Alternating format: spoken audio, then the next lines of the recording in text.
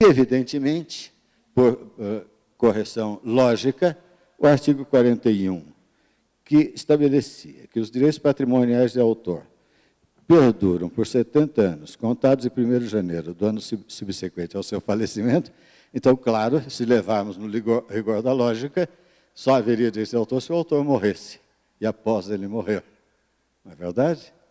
Se formos literais, e devemos sê-lo, então foi alterado para os direitos patrimoniais de autor, iniciam-se com a criação da obra, e duram por toda a sua vida e mais 70 anos, etc. Agora tem sentido, senão durante a vida do autor não teríamos direito autorais. Precisa matar o autor para que os direitos autorais surjam. E com isso encerro, porque terminou o meu tempo. Muito obrigado.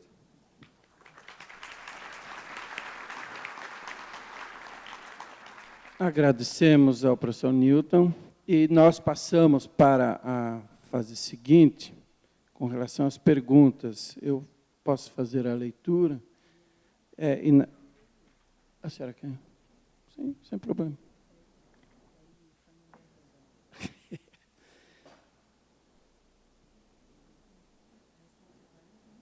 Só tem uma do professor Newton. Quer dar uma olhadinha, professor? Só um minutinho. Se quiser já responder.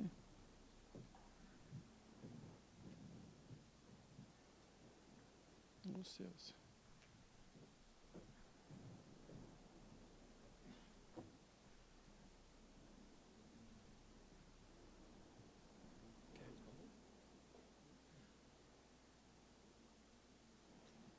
A pergunta é, do Patrick Bastos, se podemos depreender que a quebra do código protegido, eu suponho que seja o código-fonte que não foi exposto, deve ser isso, não é? De programa de computador, pode ser livremente executada. Livremente executada, se não se deu o código, seria por engenharia reversa? Seria isso, Marcos? Desde que dentro do ambiente privado, familiar sem fins comerciais, sem dúvida nenhuma. Senão meu neto vai para a cadeia.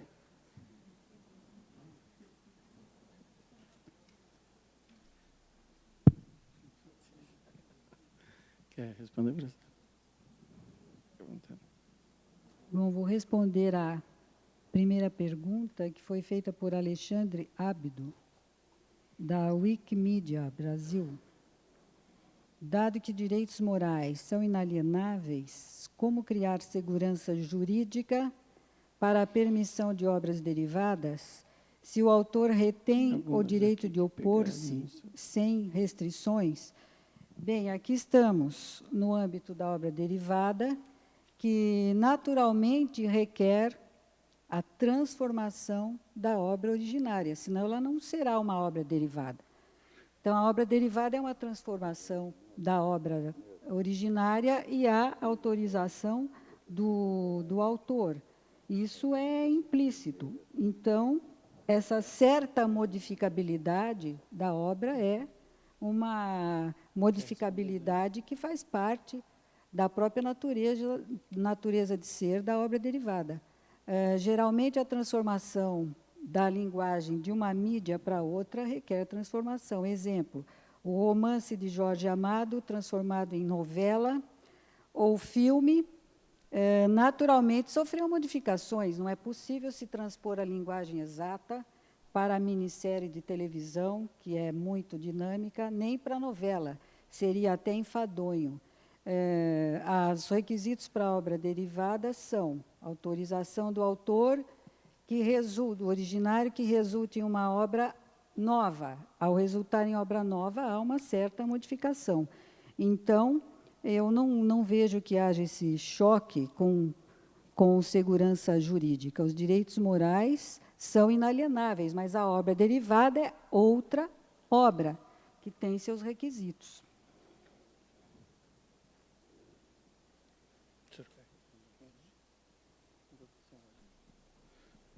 A Maria Cristina Dalpian tem duas sugestões, na verdade, quanto ao artigo 30, ambas quanto ao artigo 30.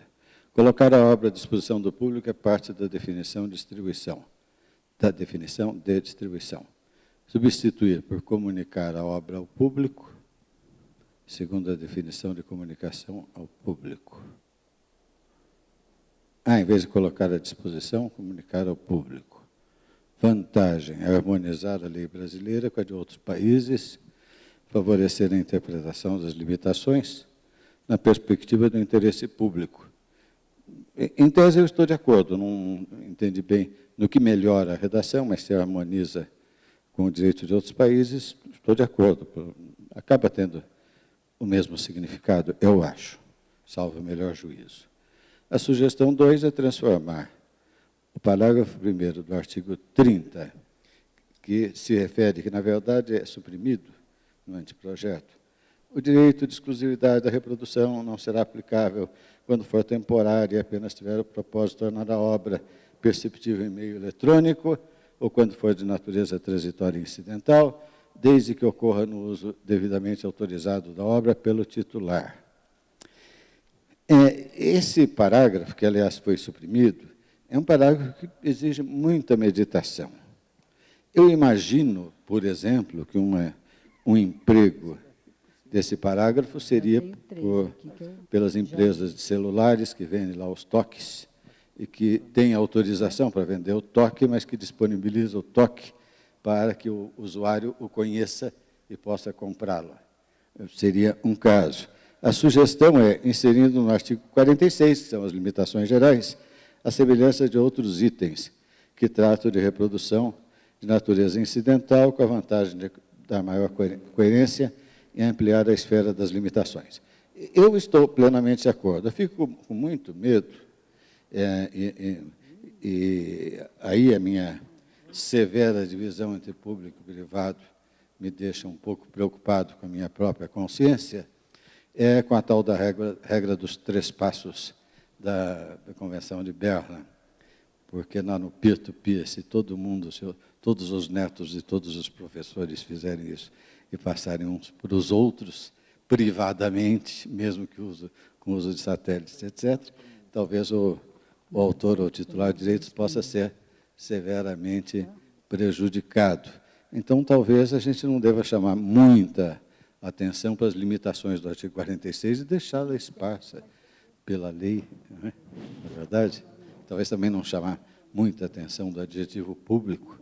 De repente, aparecem aí as multinacionais representadas pelos países do primeiro mundo e estes pela Organização Mundial do Comércio e vão nos puxar a orelha. Não é? Melhor ficar, talvez, disfarçadamente aqui e ali. Bem, temos aqui várias perguntas de direitos morais. Eu não pensei que esse assunto despertasse tanto interesse. O Brasil carece de obras sobre direitos morais. A última escrita foi do Filadelfo Azevedo, Direito Moral do Escritor.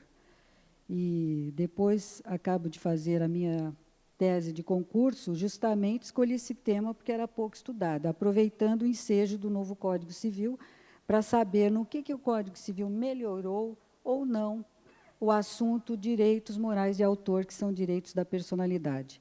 Há uma pergunta de Sandra, do SEBRAESP, se entendo bem a letra.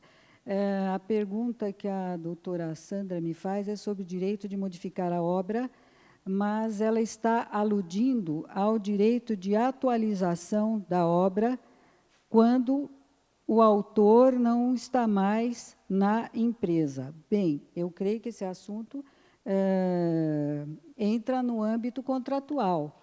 Um contrato deve prever como será feita a atualização da obra, embora este assunto de atualização de obras não ocorra só em obras dentro da empresa, mas também com autores não assalariados. Por exemplo, os autores que escreveram sob a vigência do Código Civil de 16, tiveram suas obras desatualizadas pelo advento do novo Código.